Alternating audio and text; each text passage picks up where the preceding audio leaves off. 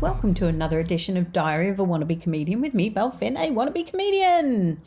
And I did do a gig this week, so I am a comedian. As Jamie Jackson would say, I'm standing on a stage telling jokes, therefore I'm a comedian. Though I would imagine that probably laughter is also a requirement. And I'll be honest, I didn't get much of that on Tuesday. It was not a good gig for me. I walked in and just thought, this is so not going to work. It just goes to show, I think you can talk yourself out of a gig. I knew I was going to have a bad one. It was in a pub, but it was just in the room, actually in the pub. 2 comedians in the first half already had issues. Well, you know, I've got sympathy. These guys come in and they just want to have a quiet pint and a chat with their mates. And then a load of comedians do comedy in the corner. And the MC got a bit angsty with them. So there was like crosswords, and I don't like that. I really don't like that at all. So that happened. And also during the day, I'd had some laser treatment on my face. This is the final part, really, of my facelift because I'd got some broken red veins, spider veins on my cheeks. So I'm getting those treated and my face started swelling up. And honest to God, yesterday, which was Wednesday, I looked like the Elephant Man. Today, it's gone down slightly, but people are still staring at me in the street.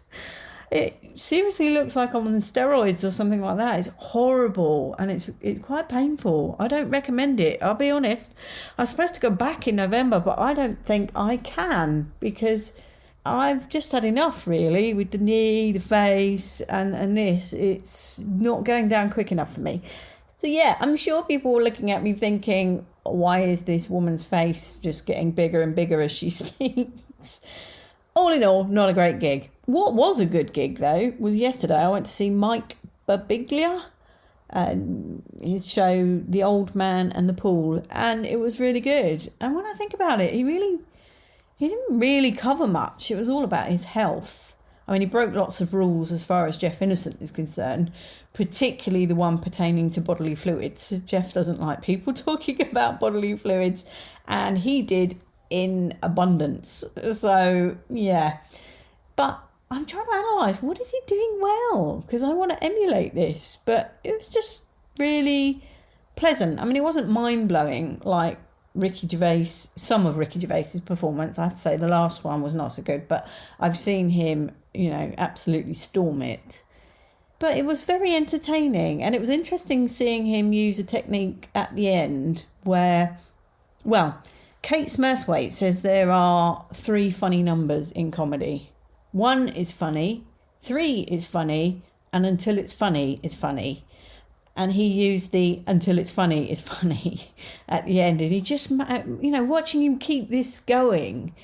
And people were laughing. And I know they're sort of laughing out of embarrassment because they don't know what else to do. But hey, laughing is laughing. Perhaps that's what I should have done on Tuesday. Just done something and kept doing it over and over again until people laughed out of embarrassment. But there you go. That was really good. And I do recommend it.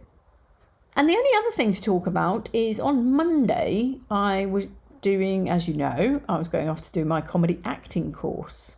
And on the way, I walked through Leicester Square, because it's not far from Leicester Square, of course.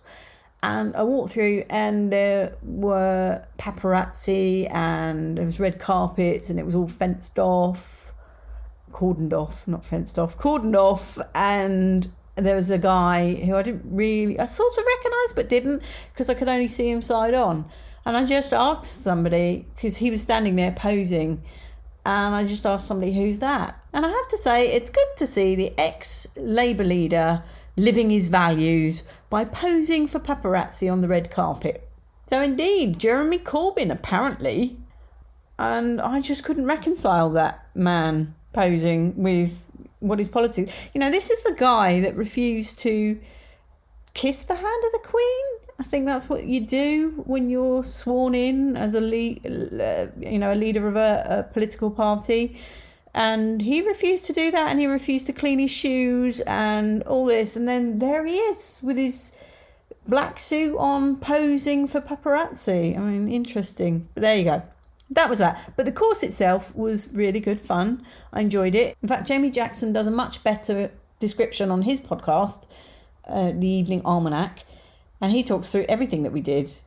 We did do a status game where we were given a playing card, and the playing card determined what status you are, and it was in a works party, and number one, I manifested it because I wanted it, because I have played this game before and I've never had it, and I wanted the ace, and I got the ace. And do you know what? I knew I'd got the ace. The first person I spoke to, I knew I'd got the ace, so I just went around being an asshole. And even the teacher was saying, shouldn't you go around and talk to everyone? And I'm like, yeah, well, I have. I've talked to the ones that I want. You know what I mean? I've worked for those people that sit at the top in their ivory towers and are just arses. And why shouldn't I be one?